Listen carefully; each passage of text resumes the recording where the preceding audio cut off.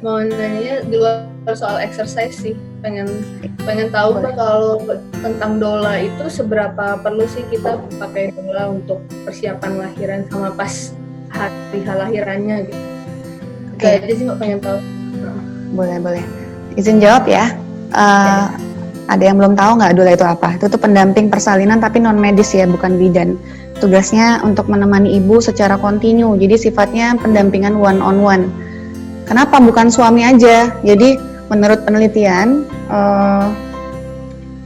sahih ya ini ya, bahwa pendampingan menerus yang dilakukan oleh pihak lain di samping pendamping utama itu bisa meningkatkan outcome persalinan dari segi kecepatan persalinan, kemudian kenyamanan ibu, kepuasan ibu, pengalaman ibu terhadap persalinan. Tapi saya nggak bisa bilang ini wajib juga ya, karena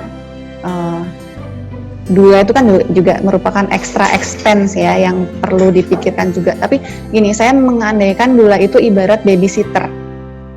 Babysitter perlu apa enggak? Iya bisa jadi perlu, tapi sebetulnya tanggung jawabnya itu ada di Anda semua, Anda orang tua gitu. Jadi mau ada doula atau tidak,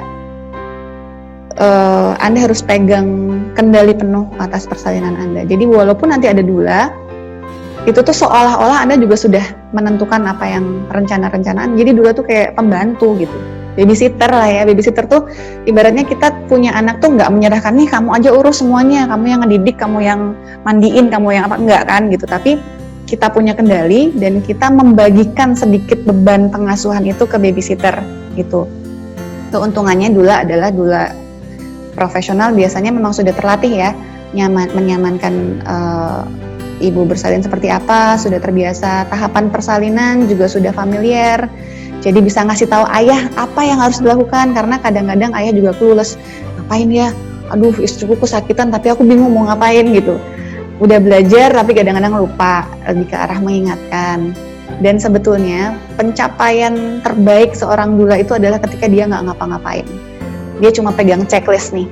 Oke, ini dan oke, suaminya udah oke menjalankan ini. Oke, istrinya, ibunya udah berdaya. Jadi dia hanya make sure bahwa checklist yang bisa dilakukan untuk memperlancar persalinan itu sudah terpenuhi. Misalnya ada yang sedikit bolong-bolong, oke, di situ doula turun tangan dan menghandle itu. Mudah-mudahan bisa menghandle hal itu. Gitu. Jadi perlu atau enggak tergantung terhadap kondisi masing-masing. Yang pasti adalah peran doula itu diperlukan. Peran doula itu adalah peran seseorang di lain pendamping utama yang tugasnya untuk menyamankan, sekedar jadi teman curhat, yang ngambilin minum, yang mijitin, yang gantian sama ayah, mungkin ayah mau sholat harus ada yang gantiin. Jadi lebih baik memang tidak meninggalkan ibu sendiri walaupun sebentar gitu. Jadi gantian, peran itu harus ada walaupun tidak ditangani oleh seorang profesional gitu. Tapi syaratnya yang mendampingi akhirnya juga harus banyak belajar tentang tanda persalinan, tentang cara menyamankan gitu. Jadi tetap harus diisi oleh orang yang tepat. Saya biasanya justru mengencourage ibu dan ayah untuk belajar. Di kelas itu tools dulu tuh kita kasih semuanya. Yang kayak tadi contohnya ya, untuk mijitin itu cuma salah satu aja, tapi cenderung kita kasih semua apa yang mesti dilakukan dulu tuh dikasih, tinggal ayahnya mau mempelajari atau enggak, dan kita mau menularkannya ke orang-orang terdekat atau enggak. Kalau itu sudah terpenuhi, nggak harus sih sebetulnya pakai doula ya. Saya justru nanya, nggak usah. Biasanya kalau ada yang datang ke saya minta doula, saya justru nggak usah kali, kamu udah siap kok, aku gituin biasanya.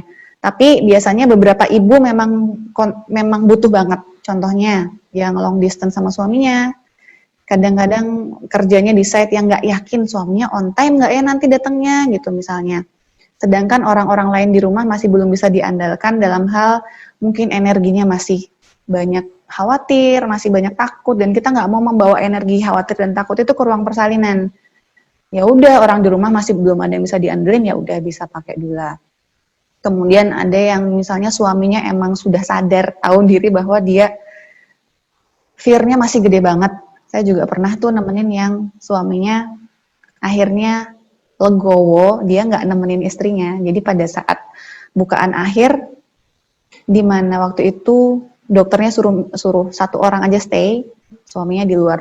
Secara ideal tentu saja ayah, tapi pada saat hari H, realistisnya kondisinya kayak gimana kalau ayahnya tahu diri dan pengen dibantu oleh orang lain, dibantu oleh doula ya nggak apa-apa juga gitu.